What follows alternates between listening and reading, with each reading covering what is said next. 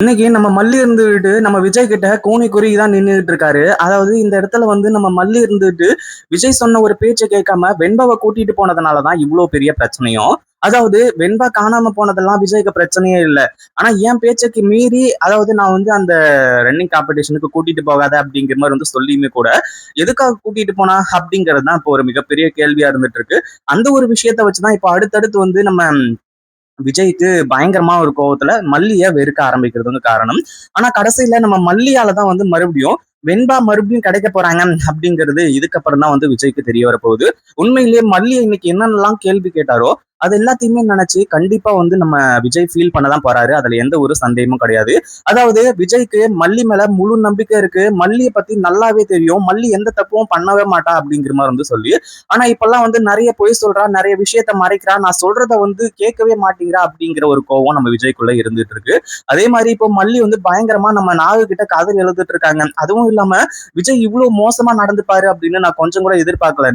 நீ அப்படிங்கிற மாதிரி வந்து சொல்றது. அடுத்துதான் வந்து இதுக்கு மேல வந்து நான் விஜய் கூட வாழ மாட்டேன், அதாவது வாழ மாட்டேன் அப்படின்றது எல்லாத்தையுமே தாண்டி இவ்வளவு தூரம் நடந்துமே கூட விஜய் வந்து இவ்வளவு வந்து இறங்கி வரல. அதுவும் இல்லாம தான் கர்ப்பமா இருக்கிற ஒரு விஷயம் தெரிஞ்சுமே கூட விஜய் வந்து என்ன வெறுக்கிறாரு அப்படின்னா கண்டிப்பா நான் இங்க இருக்கிறதுல அர்த்தமே கிடையாது.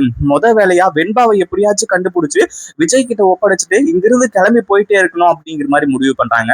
ஏன்னா நம்ம மல்லிக்கு இப்போ விஜய் மூலியமா ஒரு குழந்தை வந்து உண்டா இருக்கு இல்லையா, அந்த ஒரு குழந்தைய எனக்கு போதும், அதை பார்த்துக்கிட்டே வாழ்நாள் முழுக்க நான் காலத்தை கழிச்சிடுவேன், எனக்கு வந்து விஜய் வந்து தேவையில்லை அப்படிங்கிற மாதிரி ஒரு முடிவுல இருக்காங்க. ஏன்னா விஜய் வந்து அவ்வளவு வெறுக்கும் போது உண்மையிலேயே மல்லியால என்ன பண்றது அப்படின்னு ஒண்ணுமே புரியல. அதுவும் இல்லாம இப்போ நம்ம மல்லி சொல்றத கொஞ்சமாச்சும் விஜய் புரிஞ்சுக்கிட்டாரு. அதுவும் இல்லாம மல்லி எதுக்காக வெண்பாவை அங்க கூட்டிட்டு போனாங்க அப்படிங்கறது எல்லாத்தையுமே புரிஞ்சுக்கிட்டாங்க அப்படின்னா பிரச்சனையே இல்லை. ஆனா அதே சமயத்துல இப்போ மல்லி நம்ம நாகு கிட்ட புலம்பிட்டு இருக்கும்போது நம்ம மல்லிக்கு ஒரு போன் கால் வருது. அதாவது அந்த நர்ஸ் வந்து போன் பண்றாங்க ஹாஸ்பிட்டல்ல இருந்து. இந்த மாதிரி மல்லி மேடம் தானே பேசுறது, உங்களோட பொண்ணு வெண்பா எங்க இருக்கான்னு தெரியுமா அப்படிங்கிற மாதிரி வந்து கேக்குறாங்க. இது உண்மையிலேயே மிகப்பெரிய ஒரு அதிர்ச்சியான விஷயம் அப்படின்னே சொல்லலாம். ஏன்னா இந்த ஒரு விஷயத்த வந்து கொஞ்சம் கூட எதிர்பார்க்கவே இல்லை. அதுலயும் வந்து என்ன சொல்றீங்க, உங்களுக்கு எப்படி என் பொண்ணை பத்தி தெரியும், என் பொண்ணு வெண்பாவை யாரோ கடத்திட்டாங்க அப்படிங்கிற மாதிரி வந்து சொல்லும்போது, மேடம் நான் வந்து சந்தேகப்பட்டது சரிதான், அதுவும் இல்லாம இதுக்கு முன்னாடி நீங்க வந்து எஸ்ஜே ஹாஸ்பிட்டலுக்கு உங்க ஹஸ்பண்ட் விஜய் கூட வந்திருந்தீங்க தானே, விஜய் நீங்க மல்லி அடுத்ததா வெண்பா, நீங்க எல்லாருமே ஒரே குடும்பம் தானே, வெண்பாவோட போட்டோ வந்து எனக்கு அனுப்புறீங்களா அப்படிங்கிற மாதிரி வந்து கேக்குறாங்க. என்னாச்சு ஏதாச்சு அப்படிங்கிற மாதிரி விசாரிக்கும் போதுதான் கடைசியில வந்து அந்த ஹாஸ்பிட்டல்ல வெண்பாவை கொண்டு வந்து சேர்த்திருக்காங்க. அதாவது ஒரு 2, 3 ரவுடிங் வந்து சேர்த்திருக்காங்க. அவங்கள பார்த்தாலே வந்து டவுட்டா இருந்துச்சு. அதுக்கப்புறம் தான் வந்து உண்மை என்ன அப்படிங்கிறது தெரிய வந்துச்சு. அவங்க பேசிக்கிட்டு இருக்கிறத கேட்டுதான் நான் இதை கன்ஃபார்ம் பண்ணி அதே மாதிரி உங்களோட நம்பருக்கு வந்து நான் போன் பண்றேன் அப்படிங்கிற மாதிரி வந்து சொல்றாங்க. இதை கேட்ட உடனே மல்லிக்கு பயங்கரமா இருந்துச்சு. என்ன சொல்றீங்க நர்ஸ், அதாவது உண்மையிலேயே அங்க இருக்கக்கூடியது என் வெண்பா தானா, நல்லா தெரியுமா அப்படிங்கிற மாதிரி வந்து சொல்லும்போது, கடைசியில உங்களுக்கு நான் போட்டோ எடுத்து அனுப்புறேன் பாருங்க, அதாவது வெண்பாவுக்கு வந்து பிக்ஸ் வந்துடுச்சு அப்படிங்கிற மாதிரி வந்து சொல்லி 2 பேர் கொண்டு வந்து சேர்த்தாங்க.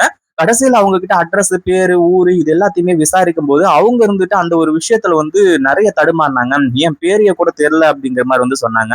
அதுக்கப்புறம் தான் எனக்கு வந்து ஞாபகம் வந்துச்சு, நீங்க எல்லாம் வந்து ஒரே குடும்பம், அதுவும் இல்லாம வெண்பா வந்து உங்களோட பொண்ணு தான் சொல்லிட்டு அப்படிங்கிற மாதிரி வந்து சொல்றாங்க. இன்னொரு பக்கம் அந்த போட்டோவையும் வந்து எடுத்து அனுப்புறாங்க. அதை பார்த்த உடனே மல்லிக்கு பயங்கரமான அதிர்ச்சி. அது என் வெண்பா தான், என் வெண்பாவை வந்து கடத்திட்டு வந்து உங்களோட போட்டோ அனுப்புங்க, அதாவது அவங்களை கொண்டு வந்து சேர்த்து உங்களோட போட்டோ அனுப்புங்க அப்படிங்கிற மாதிரி வந்து கேட்கும்போது கடைசியில வந்து அந்த போட்டோவையும் அனுப்புறாங்க. நீங்க என்ன பண்றீங்க, அவங்களுக்கு சந்தேகமே வராத மாதிரி வெண்பா இப்ப எப்படி இருக்கா, அதாவது முதல்ல வெண்பா எப்படி இருக்கா அப்படிங்கிற ஒரு விஷயத்த வந்து விசாரிக்கிறாங்க. அப்படி விசாரிச்சதுக்கு அப்புறமா வந்து இப்போ அந்த நர்ஸ் இருந்துட்டு வெண்பாவுக்கு எந்த ஒரு பிரச்சனையும் இல்லை, எப்படியோ சரியான நேரத்துல கூட்டிட்டு வந்ததுனால அவங்களோட உயிரை காப்பாற்ற முடிஞ்சது அப்படிங்கிற மாதிரி வந்து சொல்றாங்க.